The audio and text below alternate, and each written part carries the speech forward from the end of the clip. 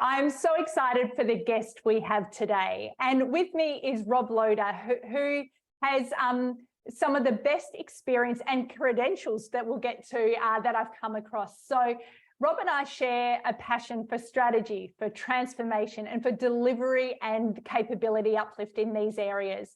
And Rob has held executive roles across some of the biggest companies in Australia and globally in this area. And he's led multi-billion, yes, that is with a B, portfolios in this space. His credentials are also significant. He's a fellow of the Australian Institute of Project Management, as well as the Association of Project Management in the UK, as well as the Finance and Securities Institute.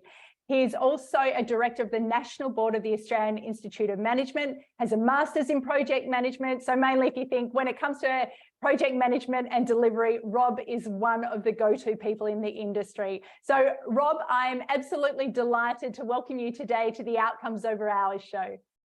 Thank you, Tina. It's a pleasure to be here, and thanks for that intro. No worries.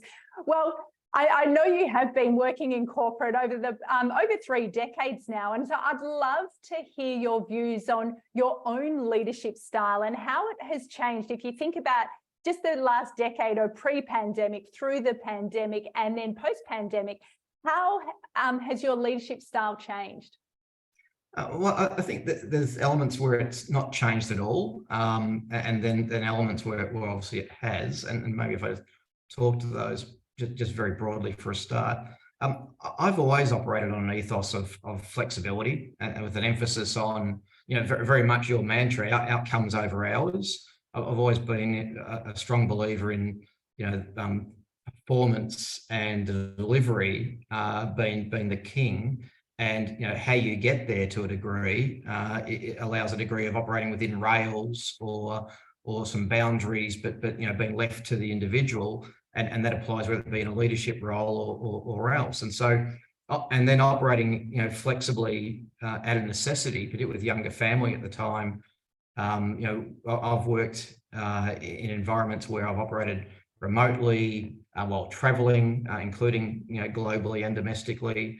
And also for a couple of years, operated on a part-time basis as well. And so that really has, affirmed in my mind a very strong belief in that way of working. And in terms of doing that, your leadership style has to adapt. What's good for you as a leader is, firstly, in setting that example for others. I feel great responsibility in doing that, because often, particularly in senior roles, unfortunately, people see sometimes operating flexibly, part-time, different hours, different days, etc., working from home has been, certainly pre-pandemic, has been a bit of a rarity, but also sometimes seen as, frankly, a bit of a weakness, that there was something, you weren't dedicated or you weren't committed. And so there was an emphasis on being present or being visible over, is that individual producing the outcome? Whereas my leadership style has always been focused on the outcome and focused on the quality of people producing, including myself, and giving the freedom to as to how they go about doing that, within rails, right? And so the one of the, I hate to say it, but one of the beauties of the pandemic, it seems an oxymoron, but is that it sort of dragged or gave permission maybe for a lot of organisations and individuals to think differently like that, to think with a view that actually we can still get things done. Sure, it's going to be done differently. We're still going to deliver the outcomes, but we have to do things differently, because you couldn't drag people back into offices again, or on public transport, or whatever the case may be, because of the the nature of the pandemic, but also the changes it forced in people's mindsets, which we still see prevailing today. So I think my leadership style has adapted over time, personally, in terms of being much more prepared now to say, actually, I want to work flexibly, or I need to work flexibly, whether that be, moving in and out of part-time and full-time according to what the need was, working remotely, and then being, taking a view with the people I work with, that to promote that, but also to shift the emphasis from activity to outcomes and to outputs. And I think, that's been focusing on what was really important and what the priorities are, and communicating, finding different ways of communicating has actually been probably one of the fundamental shifts in my leadership style as well, where I found myself having to do a lot more one-to-one, albeit virtually more often than not, one-to-one as well as one-to-many communications, to make up for the fact you don't have the water cooler conversation or always bumping into someone in the hallway at the office, so to speak. So you've had to adapt. So I think probably from a leadership perspective, I've had to put more emphasis on communications, and really reinforce that what we're working on, because you don't see the work being visibly done in that sort of environment, is what you're emphasising is what's really important, and we are working the priorities and the things are being delivered, and still meeting quality. And that required sort of a different sort of conversation than what you would typically have, which is often task level. Yeah, I love that shift in focus that you mentioned from activity to the outputs, because I'm sure you're the same, where often when I would be in an office and you'd say to someone, "How are you?" their first response was busy, I'm busy. Yes. And that was seen as, if I say I'm busy or I'm looking busy, I must be a good employee or a good leader. Have you seen that and seen that change through your time? Definitely. I've seen the nature of the conversations, like I was just saying, change, where if anything, sometimes the conversations, particularly during the depths of COVID, and particularly living in Melbourne, where we probably felt it a bit more than some others, the conversations became much more focused, because suddenly every minute was precious. And also this whole idea of doing business, down the pike, of a video camera was a bit confronting and a bit alien and a bit uncomfortable. So conversations became, what I sort of did notice is conversations became a lot more pointed, a lot more focused, but they shifted from tracking activity, because no one wanted to be sitting there talking about activity on the phone, on a video. They want to be saying how are we going progress wise? What's the outcomes? What are we ticking off in terms of milestones? Have we got there yet? What are the issues in the way? Which is very different from saying, how's the work going, or tell me all the things you've done, or what else is to be done on the list, as opposed to how we're progressing, towards our destination. So it was sometimes subtle, sometimes it was very transparent in the shift in the conversation. And I definitely saw that happening. I was probably doing more of it myself as well, as I said, thinking about, communicating a bit differently. So then, somewhat ironically, where you had to put in more deliberate effort in communication in particular was around the how are you bit. Was around, well, we've done the task bit, we've done the output, we've focused on the mission.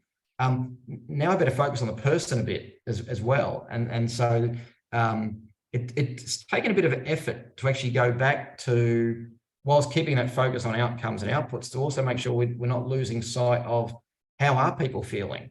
Absolutely. How are they going? How is it? They're getting stuff done, but are we? How are they working? Are they actually working with a bit of flexibility that they desire?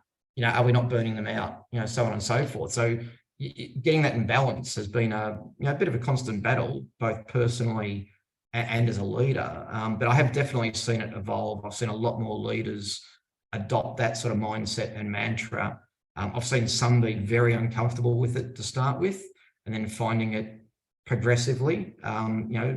I think finding what was good for the goose was probably good for the gander as well, or vice versa. And I think we've probably seen that people's mindset towards remote working, flexible working, non-visible working, maybe a way of saying it is that actually, if you've got trust in the people that you're working with and they're capable, or you can provide that capability, then funnily enough, things don't just drop to the floor.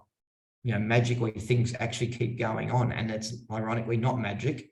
It's actually human nature. Give people a bit of width, clear direction, but a bit of width and a bit of freedom. And I find we actually get a better result more often than not. Yeah, absolutely. And you mentioned trust. And for my book, Effective Remote Teams, I interviewed executives and I asked them just one question, which was, what are the 2 to 3 skills that you think that leaders need in our new normal where we're not in the office all the time? And every single one said trust. So I'd love to ask you that question. You've already mentioned trust, but what else comes to mind when you think about what skills leaders need now that maybe they didn't need as much, or they need to amplify them when we're not all in the office all together all the time? We've probably already covered it, but if I just sort of recap, I mean, trust is number one.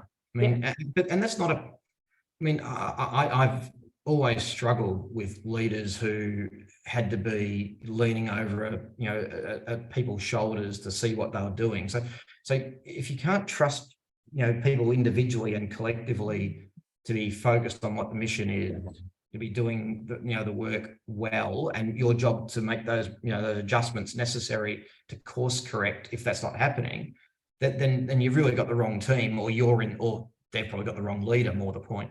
So trust is absolutely number one, and I think that was really highlighted. Organisations that adapted to sort of the COVID circumstances really well, put trust in the hands of leaders and leaders in their people. Secondly, it's what I've said about focusing on the outcomes. When you've got limited interactions with people, because you're not spending hours and hours on on all the side conversations, you can't see what they're doing. So multiplying trust by a focus on outcome, I think is really essential. And then the emphasis of the leader on that is about those course corrections, and giving feedback regularly. If checking in when you need to, giving feedback and making the course corrections, but all that in the context of focusing on the outcome. Where I think in the past it would have been, we'd probably put a lot more emphasis on checklists and to-do lists and task lists and schedules and all that sort of stuff, which all still have their role, don't get me wrong, but you don't get to see it all and be ticking it all off as a leader in that environment. And then thirdly, as I started with, I think, was around the communication. I mean, the emphasis on regular, meaningful communication, which is often a new skill for many of us, leaders and otherwise, to check in not just on the work progressing towards outcomes, but actually on the person, and having real conversations, particularly when for many people in a COVID environment, there were real mental health concerns, real workload concerns, real disengagement, really people suffering from many people are sort of very introverted, need to interact with others extroverted, needed the comfort of seeing activity and having those loud conversations. Catering for all that as both people as well as work, I think, was really a big shift in the emphasis on communication. So trust, I love that, Rob. Outcomes and comms. Yeah, I love that focus on the whole self. And it's very aligned with my outcomes over hours framework, where I talk about there are three things. It's like a three-legged stool. You need to be effective. So what you focus on, the outcomes we were talking about. You need to be efficient. So that's how you go about doing it. And so shifting away from that activity you spoke about. But the third one that I call the rocket fuel is, how do you help your people to be energetic? How do you help them to look after their physical and mental health and bring their whole selves to work? So some beautiful insights in there, Rob. So I'd love to shift gears a little bit. Do you have a morning routine? And if so, what is it? It's pretty boring. I've had it for a long time, so it probably goes to effectiveness, at least my perception of it. And that's, I always start with sort of doing a quick scan and sorting of my emails. I've always been a big believer of sort of, my ABC. So what are the things I've got to really, turn over, deal with, complete today? What are the things that are interesting but can be dealt with later? What are the things that maybe are for noting or for reading or I don't need to deal with at all? So, either file them away or delete them. And because I use my email very much as my to-do list. So I get, a bit sort of discombobulated if I've got 400 emails unread in my mailbox, because it usually tells me I'm not doing anything. So so sorting those emails into those ABCs, getting those reply drafts sitting in the draft mailbox and using that as my to-do list is really essential. So refreshing that to-do list, what are the things I've got to do today? And what are the things I've got to, more importantly, produce today? And that might not mean finalised, but it means advancing significantly. So I take them to the next milestone or the next turning point or the next, progress, change of shape or whatever the case may be. So being that sorting out the to-do list through my mailbox and through my sort of electronic to-do list that I maintain, because if it's not on the to-do list, it doesn't get done. So they're probably the two fundamentals of the start of each day. And then that really goes to then understanding how I want to frame the rest of the day. What are the things I must do or must complete? And then where's the flex? So I always try and be clear about, if I finish the day, then success looks like doing those two things. If I get the third and fourth done, that's a bonus. If I don't get those two critical things done, then that's where I sort of start to say, well, what happened today that didn't allow me to be successful in that sense? I think probably the lucky last thing, particularly being long-term Melburnian, is getting a decent first coffee in as part of doing that process as well. So with you. Fantastic. And I love that you say that with at the end of the day, what are the two things I've done? I find so many people say, oh, I've got to get 20 things done today. And, as someone who is a delivery expert, focusing on the big rocks, the big stuff can really help. Yeah, I've always said that. And I've probably learned, you talk about leadership style changes. I mean, I was probably one of those people in the early days, which, is several decades ago now, where I would have been focusing on trying to push 20 things forward.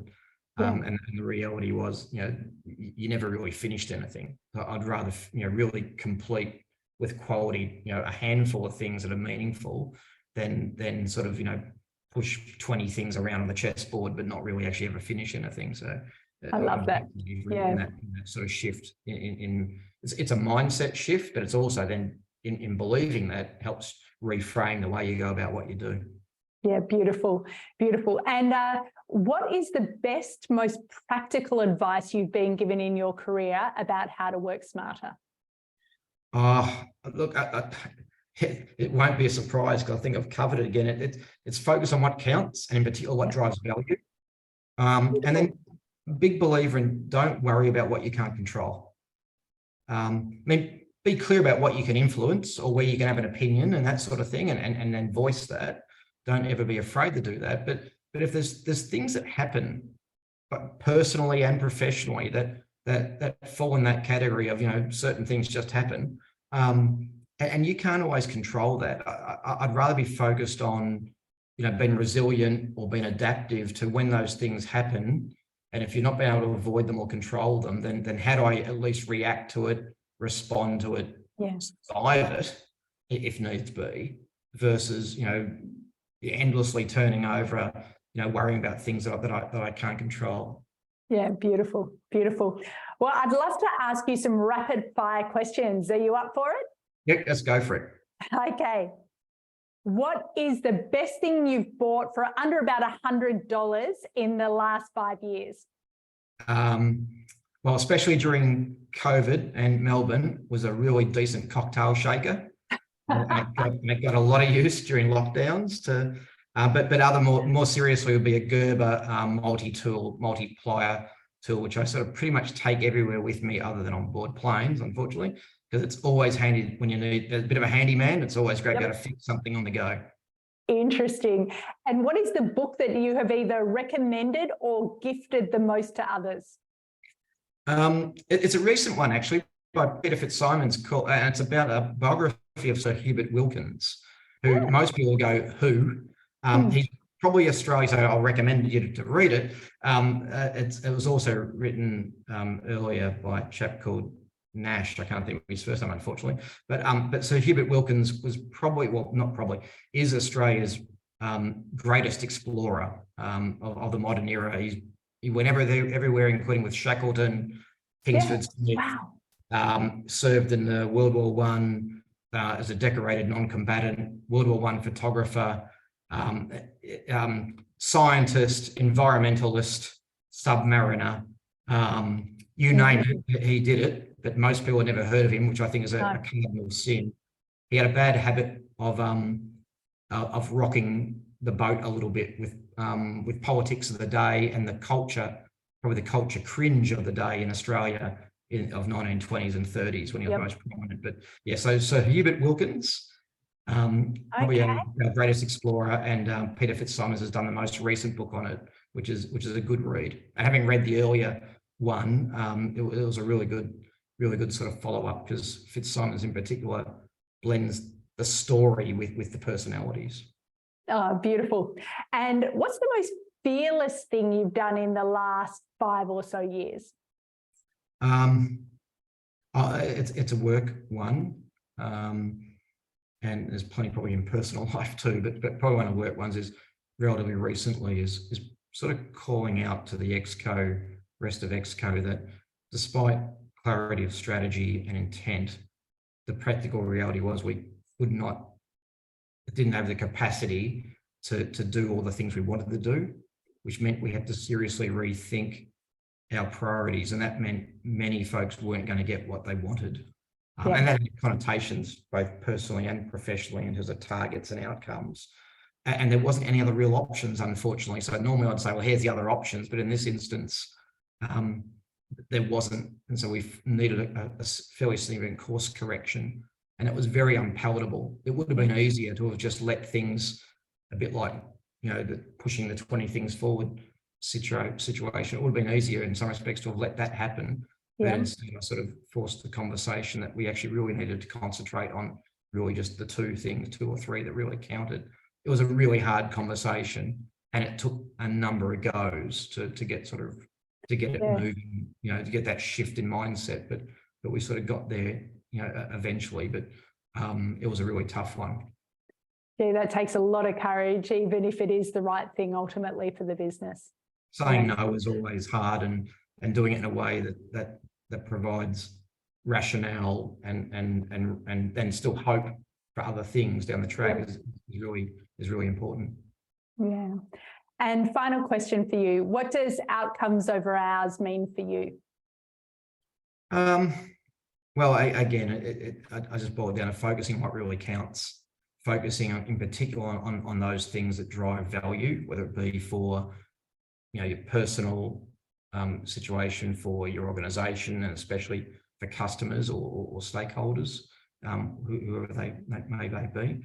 I think that's really critical. And then, for your own personal sanity, as I said, don't lose sleep over stuff that you can't control. So I think outcomes over hours really tangibly for me makes that really clear in my mind. Yeah, amazing. Well, Rob Loader, thank you so much for being on the Outcomes Over Hours show today. My pleasure. Thanks, Tina.